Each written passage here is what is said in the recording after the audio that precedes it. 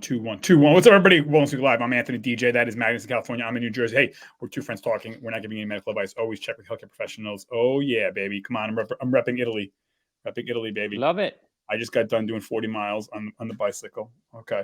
Anyways, so then I counter. I done with 2 miles walking the dogs. Hey, come on. Always something. Steps count, baby. Yeah. So let's talk about like I said, we're not giving any medical advice. Always check with health professionals. I got to put the lawyer hat on. So let's talk about neuroplasticity and why people are sad. Now, both are kind of, I guess, intertwined, but they're two separate topics today. All right, we'll start with neuroplasticity. So, Magnus, you're the PhD in biochemistry. What is neuroplasticity? So it's basically how adjustable your brain are. So plasticity, you can kind of see it as molding. So when we're doing specific things, for instance, learning how to walk, learning how to speak, things like that, we are creating pathways in our brains. So the things that we use a lot, you're kind of creating a highway in our brain. Things that we don't use as often, kind of, they trickle down into smaller like roads on the countryside. So like if we look at it from that perspective, that's why, for instance, when people are learning how to play golf, that's why I always say, like, when you're starting something new, you should probably hire a coach as early as possible, because it's easier to learn you the pattern, the right pattern from start, instead of trying to. Right. Exactly. Rearranging is hard because it's so easy, because it's easier for the body to slip back into what we used to do. So, yeah. And great thing is, as we get older, one of the best ways to keep away or starve off Alzheimer's is to learn new things, learn how to play a new board game, learn how to new language, learn guitar, learn how to plant something, learn, just read, learn. Because when we're doing that, we're increasing new pathways. So our bodies are amazing. Our brain, even when someone, God forbid, gets paralyzed, or partially paralyzed, or, has to do rehab, what are we doing? That's neuroplasticity. Our brains are relearning, creating new pathways.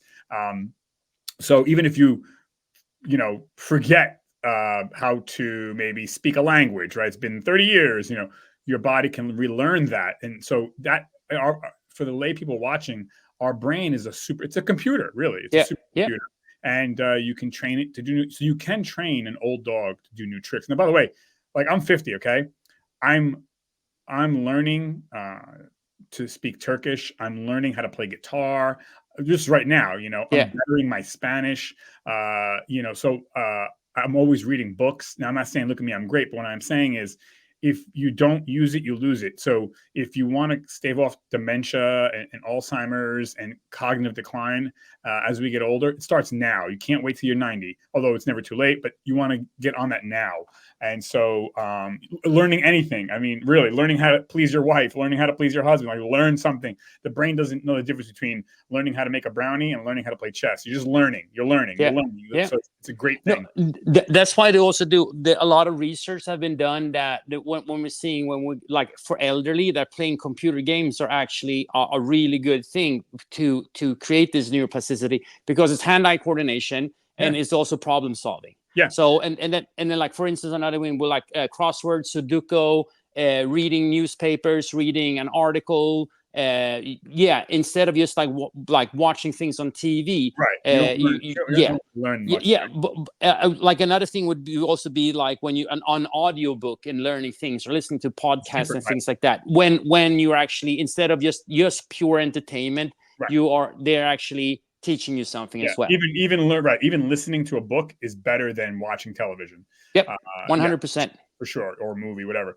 If you're watching movies and watching television, you're making yourself dumb. So sorry, that's it. I mean, so and you can say, "Oh, I'm watching a documentary." Yeah, I mean, that I would say that is a little bit helpful. Like, at least if there's something that you're interested in learning more about, to kind of like, it's so, again, like, visualization and viewing things is also a good way of learning, but it's just part of the process. Well, I think the thing, Magnus, is the key is to engage the brain. So, like, if I want to learn about, I don't know, how to crochet, right? And I'm watching someone do it on television. Okay, it's not bad, But if you actually read instructions, read a book, and then you learn by failing, Yeah. you're engaging your brain to figure out this puzzle. That's why puzzles are so good, Yeah. because you have to ignite the brain. Sitting there watching a movie, I mean, it's, especially if it's just some kind of stupid. Entertainment. I mean, don't get me Yeah, wrong. entertainment. I Or love watching news, the even movies. worse. I love, right, the noise, the news, right, and that's not educational, by the way. But I mean, yeah, like, yeah. So don't get me wrong. I like watching mindless shit too, but engaging the brain is where it's at. Okay.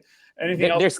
There's a time and place for everything. Yes, when entertainment is good, but like again, constantly being stimulated by watching your phone and things like that, and not really engaging 100% in it, like it's not a good thing. It's more just distraction.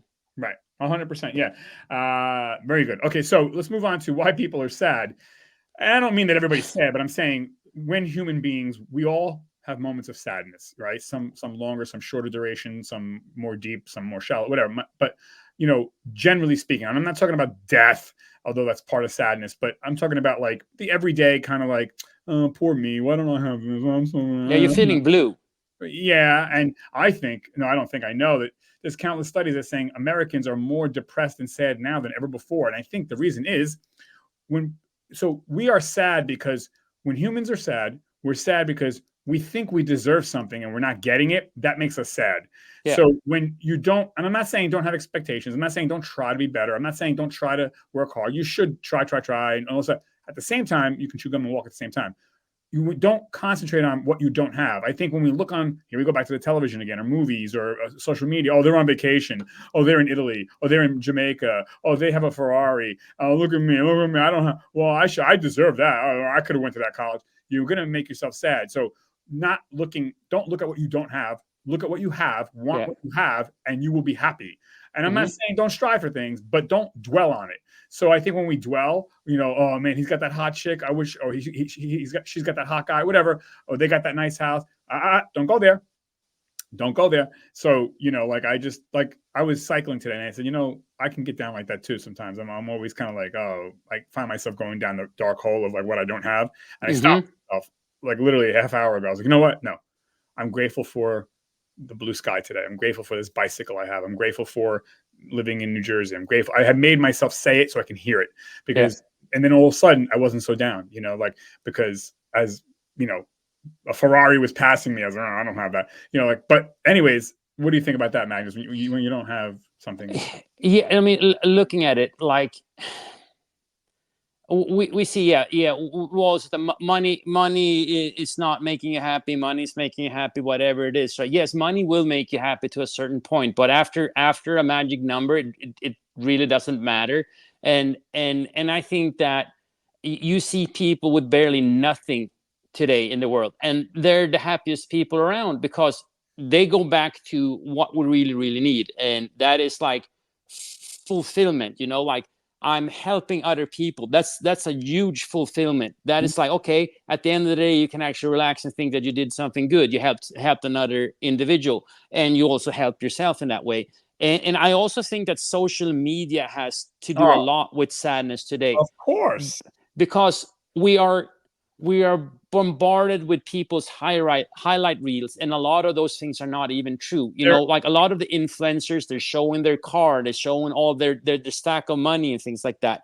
Like, money are props, the car is rented, or they're like they're a group of influencers that buy a Ferrari together, Right. so they own it just to take, like, for photo shoots. Magnus, you're talking about influencers. Listen, everyday people on Facebook, our friends, our acquaintances, are kind of influencers anyway. Yes, right? they are. Oh, look at me, I'm on this beach. Okay, that's great. Like, but that's not your life, but No. then, and they're not doing it to hurt us, but everyone puts their best shit forward, right? Yeah.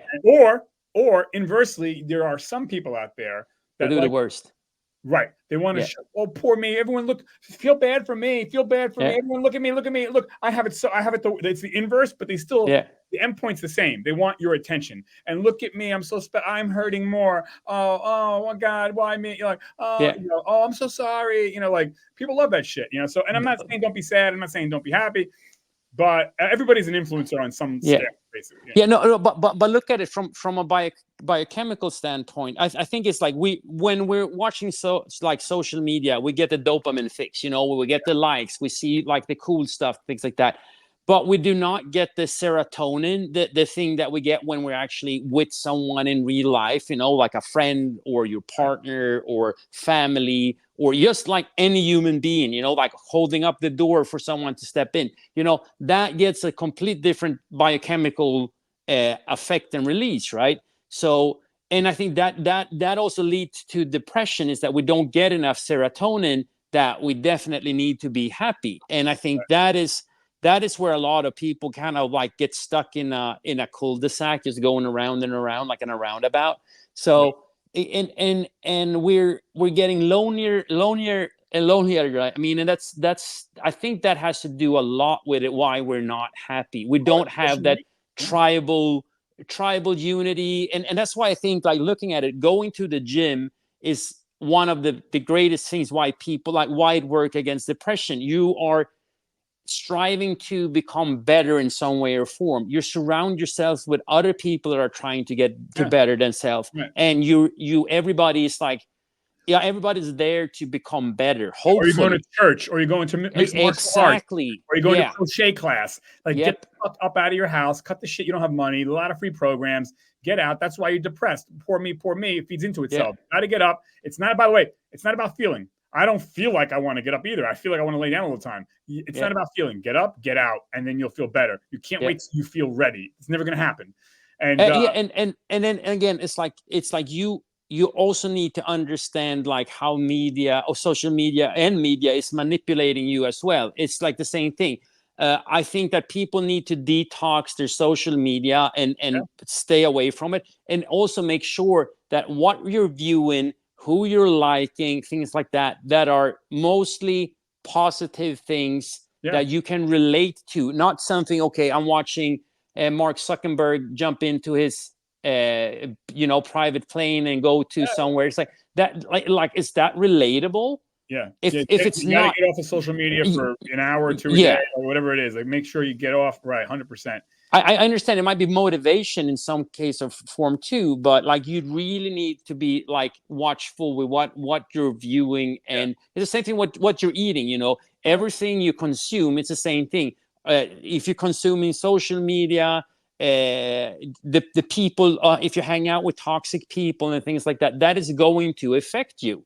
So that's why it's so important. And another thing that I want to add too is like we do not understand delayed gratification anymore. The people Oh, that the people that understand delayed gratification and understanding hard work would lead to something and things like that, they are so much further ahead than everybody else, and are easier. Like, yeah, they can be bummed out and depressed, but they're also working their way out of it because they know that what I'm investing in now is going to give me something in the future as well. yeah. No, I agree. And again, you can only get that through, you got to get off the computer, get off the phone. And uh, yeah, sadness, actually, let me just say this too. Even if it is a life and death thing, if, listen, it's a choice. I think you mentioned it before.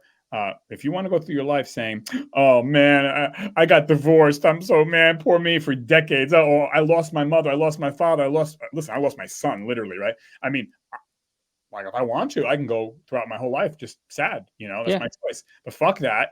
I'm not. I'm not going to go through my life sad. I think that's a choice. So, and because again, I think I deserve something. I didn't deserve my son to be taken away from me, and that is true.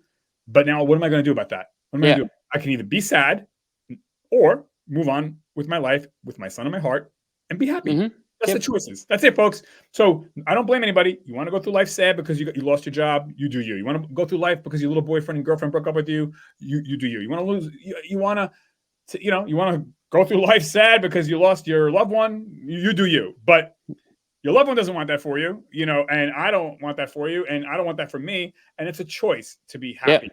But sadness comes when we think we deserve something and we don't get it. So, Magnus, I'm on these dating apps, or a dating app, I should say, and talk about getting off of social media. I had to make myself not go on this dating app anymore. It's a very popular one because I'm looking at these women and I'm saying to myself, why am I like so like bummed out lately. And I was like, oh, I know why. It's this damn app, like I'm on it. I'm not on it every second, but I'm on it every day. And it's like, you see someone you're attracted to and you think, well, we would be a great match. How come she doesn't respond to me? And so you get sad. Well, I say to myself, I'm getting sad because I think I deserve something. I don't deserve, whether I deserve it or not is irrelevant. That I figured out that's what's making me sad is I think I deserve something. And whether I do But or don't is irrelevant. But that's the key. That's the core. That's yes, unhappiness. When you think to get that shit out of your mind and just, keep plugging along in your life, but don't dwell on it, So I had to get off this app. Like I said to myself, I'm only going to go on for X short period of time per day yeah. because, it's like that Ferrari I think I deserve, or I deserve the mansion, or I deserve my son to be back with me alive, But it's yeah, I can completely understand where you're at, because it's the same thing, when I had, like, since I'm back in as a student again, because I'm getting my teacher's credential. you have a So PhD. I mean, yeah, you can be yeah, like, and I was like, oh, fuck these people. I deserve this. I deserve that. Well, yeah, and like in I can walk around and like in Swedish we call it offerkofta. oh, It's basically your victim sweater right. that you're walking around. It's like I should have had this, and like, no, now I'm gonna go out and get it instead. And also still have, like, yeah, it takes a lot of time, but I'm looking at it, it's for such a short time in my life, like a year, and I'll knock that out. I'm still working, I'm still doing most of what I have to do. Yeah, I have way less time to waste on things nowadays, but I know, like, soon I will be done with it, and I'm moving forward, and then I'm like having a new goal to reach, and so on. So it's and I still enjoy it, like being in the moment and like learning something new, and hearing a lot of other people's stories and things like that, and then like looking at it like, man, I don't have it that bad when it comes down to it.